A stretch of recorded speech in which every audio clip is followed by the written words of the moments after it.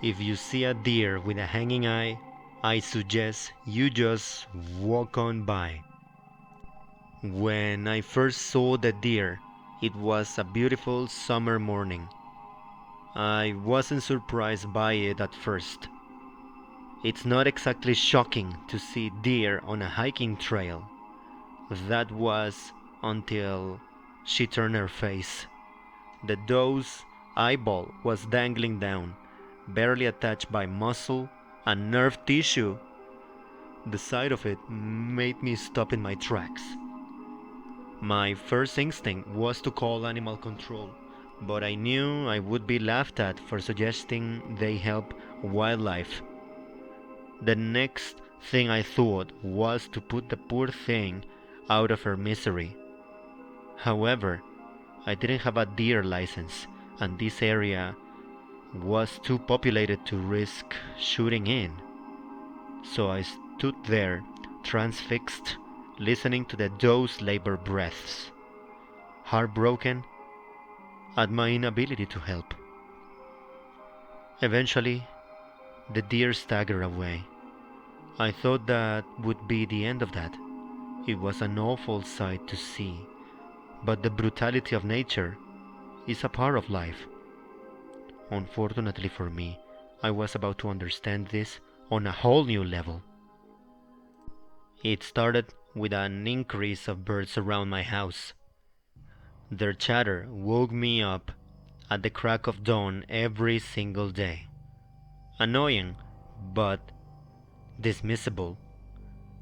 Then the mice came. I cleaned my house from top to bottom. I searched endlessly for what was attracting them. I even hired an exterminator. Despite all this, they just kept coming and coming. They destroyed my kitchen, my clothes, and even my bed. Not that I had been sleeping in it much. On the first night of their arrival, I woke up to mice crawling on my face. Next came the deer tracks around my bedroom window and my back door. I almost didn't notice them, thanks to how distracted I was with the mice. Though when I did, I immediately knew something was wrong. See, it's not unusual for deer to raid people's garden or yards, but when they do, they wander a lot, or at least make a beeline for the food. These tracks went directly from the woods to the window, to the door, and then back to the woods again.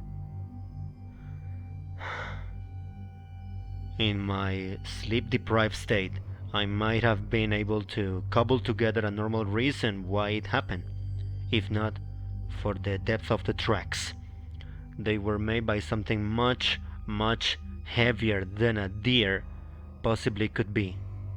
That was the final straw.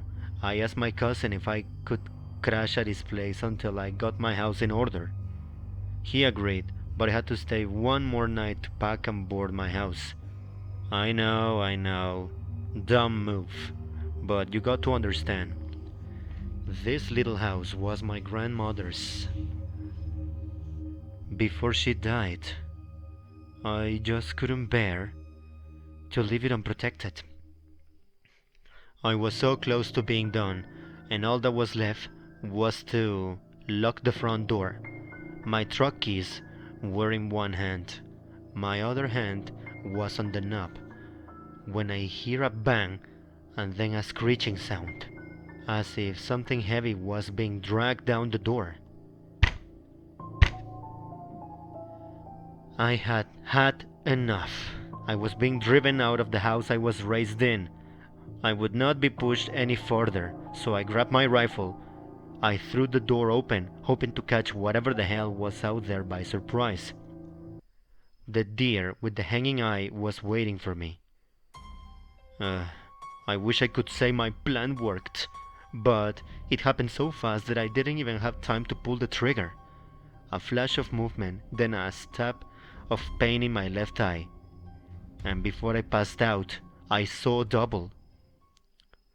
When I woke up, I was in a hospital with an eye patch. I was surrounded by very confused and worried relatives, doctors, and nurses asking how I lost my eye. I lied, and I said I didn't remember. Uh, what the hell else could I say? Unless you want to end up like me, I suggest you take my advice. If you see a deer in the woods, look down and keep on walking. There are things in there looking for you, even if you aren't looking for them. And trust me, they have no qualms about pulling at your heartstrings.